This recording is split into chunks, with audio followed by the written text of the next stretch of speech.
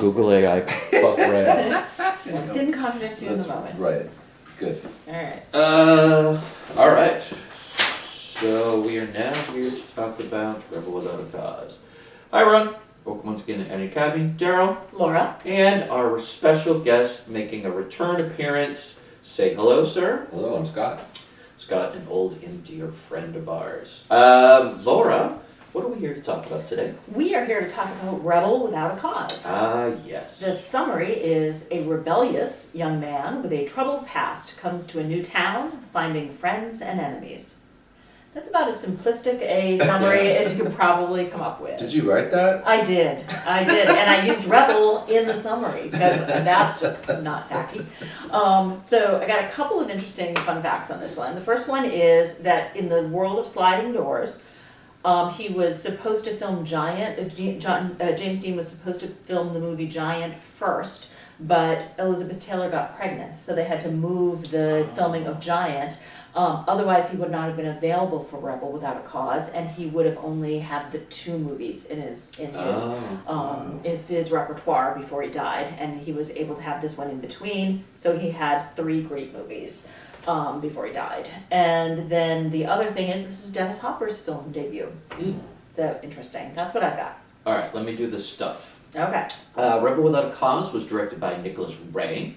It was filmed in the then recently introduced, so another one, CinemaScope format.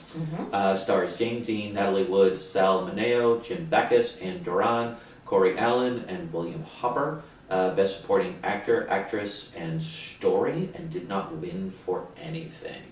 So we'll ask the question we've asked every time. You picked this particular one for us to do. Why this one? As a gay teenager, what else can I say? Not just James Dean, but Sal Mineo. They were so handsome and so charismatic, and their chemistry in that film was just one of many inklings for myself of knowing what my sexuality was. So, and I think a lot of men would say that. So I've watched it many times throughout the years. I want to say I actually like it a little less this time upon rewatch. I think there's enough Hollywood tropes in it, and then some bad line deliveries that did take me out of it this time. But still, I think it's still a fantastic film and definitely worth a watch. All right. I'm going to come out heavy with this one. I did not like it the first time I saw it, and it did not like it this time. And I understand why, from an objective perspective, why people could really enjoy this film. It's the original teen angst movie. The performances, I think, are fantastic, although Natalie Wood is kind of one note for me through this.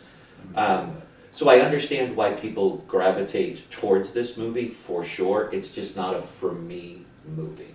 I'm in the same boat. I actually don't really care for this movie, but for the 2 main performances by the men, which I can absolutely understand why that's something to connect with. They are both charismatic, very handsome, very you want to know more about them. You want to live in their world and know more about them. That said, I have a significant issue with the character of Plato because he killed a litter of puppies at the beginning of the movie. And they glazed over that. I literally cannot get past it. That's a sociopathic thing to Terrible. do. What does that bring to the story? Exactly. He could have done so many other things. He could have done, committed vandalism. He could have, smashed windows or done different things. But that is actually something that's really, it bothered me. And I was never able to connect with the character afterwards, even though he is one of the, comes off as one of the sweetest, kindest, just looking for human connection and safety and love. And to have that be what his, juvenile delinquent act was, never rang true with me. Yeah, different writing choice. Yeah. But he died in the end, so in a way, the puppies got their karma kid back. So. That's true. Good point. Yeah. I'd like to talk about the opening to start on my part, where we're going to get into more of the police and their motivations and why they are in a minute. But when we open with the basic grilling of Natalie that is over the top, unnecessary, mean. I get it's a different time, but damn, they are not kind to her in any way. She's just over a teenage nothing. girl. Yeah, she's being a teenage girl. Yeah. That always puts me off because I forget that every time I go back and watch it of like how much they grill her in the beginning, and I always like my hackles go up, and then the rest of it I have a hard time settling into. I totally agree with you that they're terribly, terribly mean, but also I would say at that time, in that middle class society, being a promiscuous teenage girl is maybe the worst thing you could probably be as a Sure. girl. So that's why Fair they are so mean to her and so after her. There's nothing worse she could be at that point. They expect more from the girls Yes. than the boys. They expect more from the girls than the boys, and also it's a fairly affluent community. It's a Yeah. fairly, upper middle class, I would say. If this were a lower middle class, if this were, some kind of different class structure, I think it would be different. But they expect her to wear her pearls and go and meet the boys at the country club and, or at least at the library. And, she is bucking expectations, and they're trying to figure out why. And it's mean and it's uncalled for and it's horrible. And accusatory. But is it not appropriate for the time? I would say it might be. That's some good color. Yeah. So this brings me to my other question is And that's called girl-splaining. That is. the police officers in this movie, from the opening all the way through, show such an active interest in these quote unquote delinquents. Why? Like, it never made sense, it's not explained in any way, shape, or form, but they are invested in these teenagers. And I have no understanding of why. The only thing I came up with is they need a positive parental figure. And I think they have, like, Plato's housekeeper was that, but it certainly was not James Dean's parents. So maybe they just needed a kind elder, and kind of elder next generation. You don't think his dad was really, really trying? No. No, I think he wanted to be, but I don't think he was, no. Okay. I think he was far too weak to actually be helpful. I agree that Yeah. that he was weak, but I think the way his character is established, he was doing the absolute best that he possibly could given his own character. I think he genuinely loved his son and he was genuinely trying to be there for his son, but because of his own character flaws, he couldn't do it in the way that we would want a father figure to. I think he genuinely loved his son. I don't think he was genuinely trying, because I Okay. don't think, you're right, I don't think he was capable of more. So can you actually give him credit for, love to help you, but I'm not going to. Right, if James Dean is trying to find a father figure to look up to, because he himself is quite masculine, his father has been emasculated long ago. Right. Fair, So yes. what can he expect? Yeah. Exactly. So yeah, his father wasn't unkind. He was very kind, and he definitely loved his son. But he did nothing to help him. So good intentions to me don't really mean a lot. And that apron they put on him. My God. Flowery Here's Thurston apron. Howell the Third. That's really good, and I never have picked up on that in the movie. James Dean's character is looking for someone to be basically kind of masculine dominant over him, to show him what that is and what that means. Right. And he ends up fulfilling that role for Plato's character, Right. because I never actually put those together, but that's awesome. Okay, the film got elevated a little bit for me now. There you go. So what kind of things did you love about this movie? Like, obviously the two main characters, but kind of what other... I liked the look of the CinemaScope as well. That was refreshing to me watching that, even though it's a little heightened.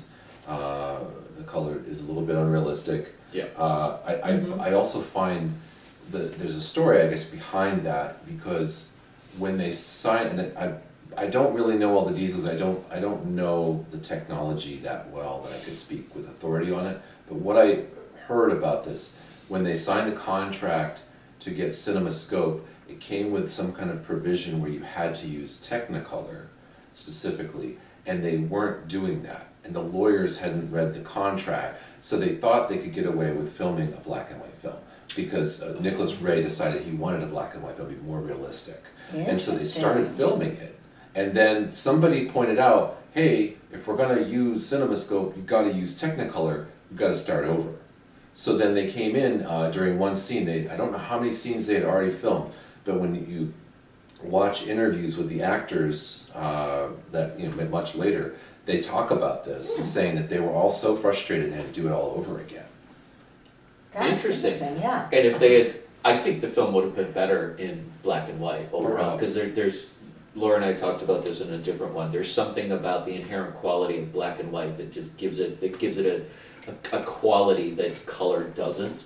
But if it had been filmed in black and white, we would not have had the iconic red jacket. Right. Exactly. It's interesting because I love the look of this movie and the color of this movie, but I don't think it fits the tone of the movie, because Yeah. if the tone is gritty and like it gets compared a lot to Blackboard Jungle, you know, and so it's a black and white film about kind of juvenile delinquents, or school kids, you know, teenagers. And you look at that movie versus this movie, the black and white fits so much better. But it's such a gorgeous movie to look at, and the scenes and, you know, everything you see in Los Angeles, it's gorgeous. The observatory, I'm happy that we have the film we have, but it doesn't match for me. The only time the color really kind of took me out was during the racing cliff scene, because everything is primarily dark except for focuses on color, like in the foreground primarily. That the color didn't work as well as it did in other areas for me personally. That makes sense. Yeah, so I have struggled with this movie to understand why there is such love for this film. That's, again, it's a total me thing. It's just something that I don't see myself.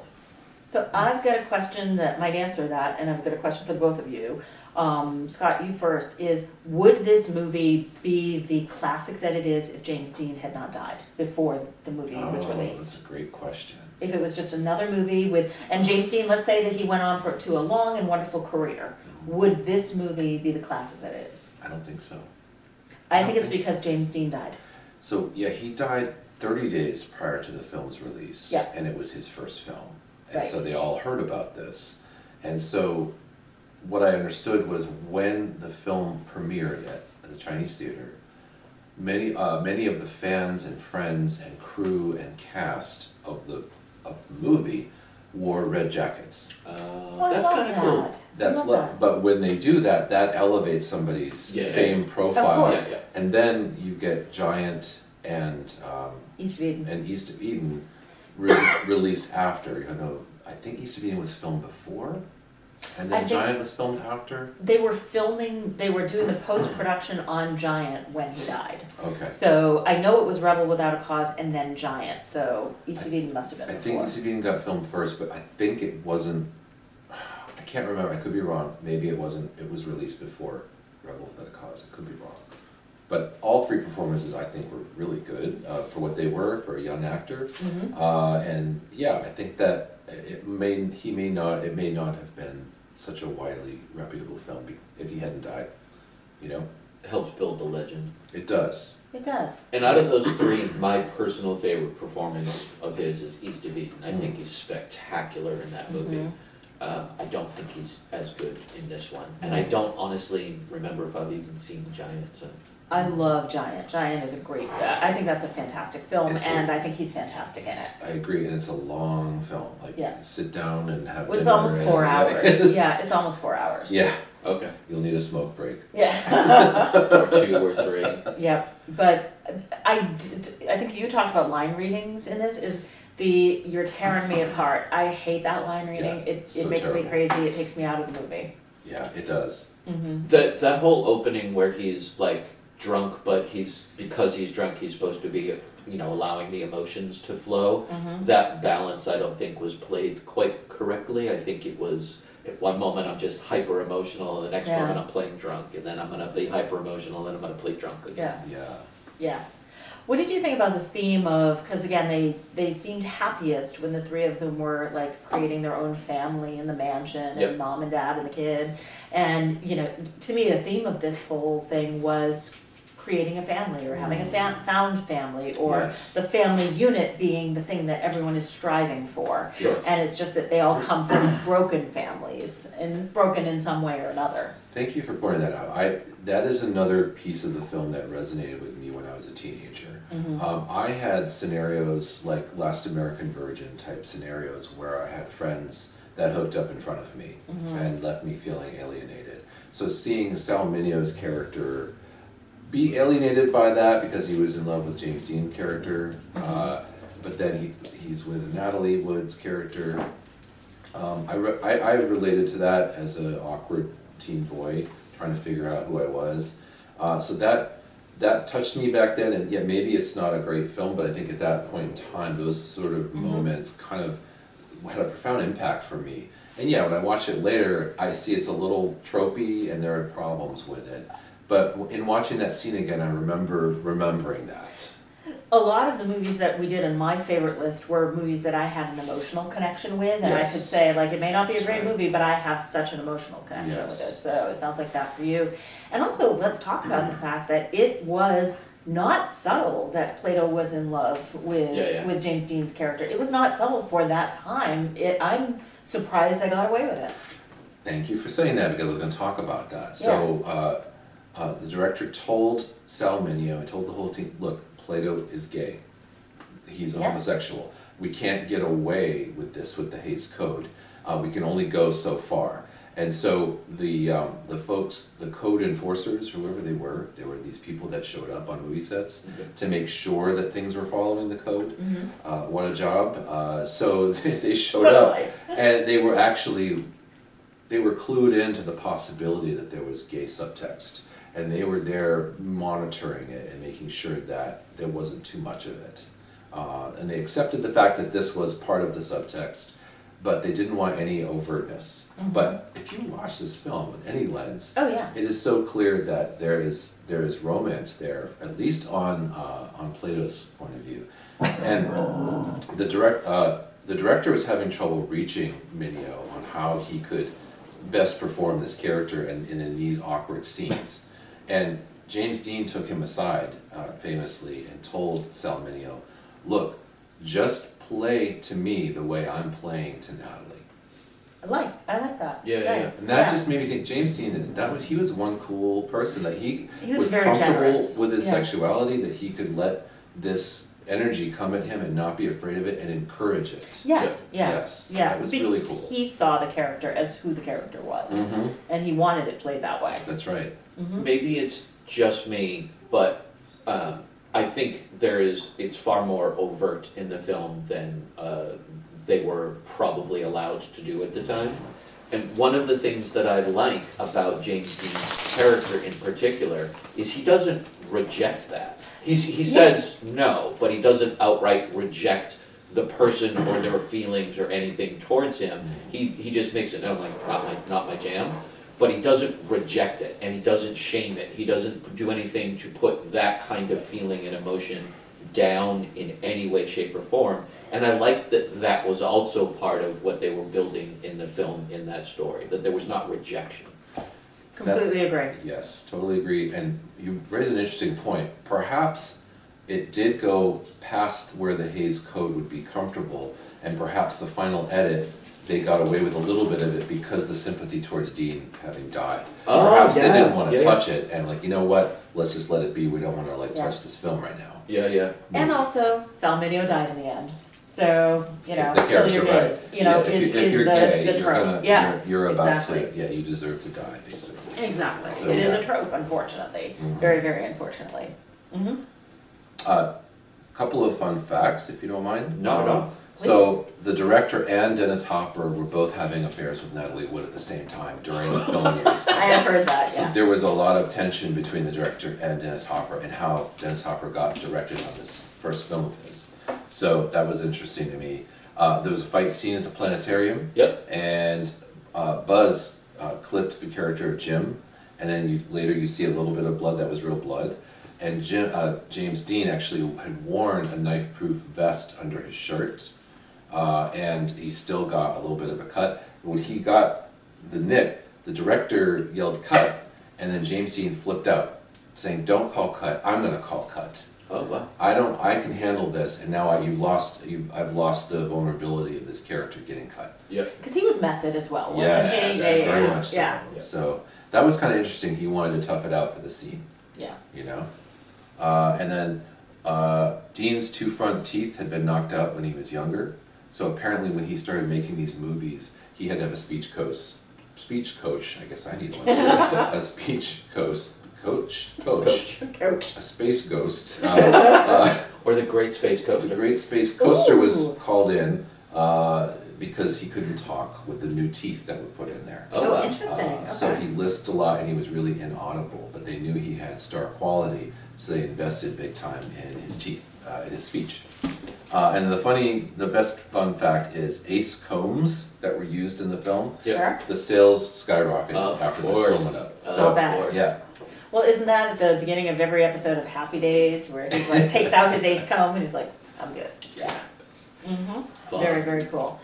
Iconic movie. I think everybody should see this movie. And I think that, although it doesn't speak to me, there's so much good in it that it is absolutely worth seeing. I completely agree. And like you touched on, like we've mentioned many times in this movie, when we talk about a movie, we're looking at it with a critical eye a lot. Mm-hmm. So we're looking at that, and any sort of emotional connection you may have to it is, of course, 100% valid, and we're not taking that away. We're looking at the movie for its technical qualities and those kind of things. So just a clarification. Exactly. But I haven't seen it in a while, and I was glad that you had us rewatch it. All right, do the liking, commenting, all that good kind of stuff. So until next time, see ya. Bye.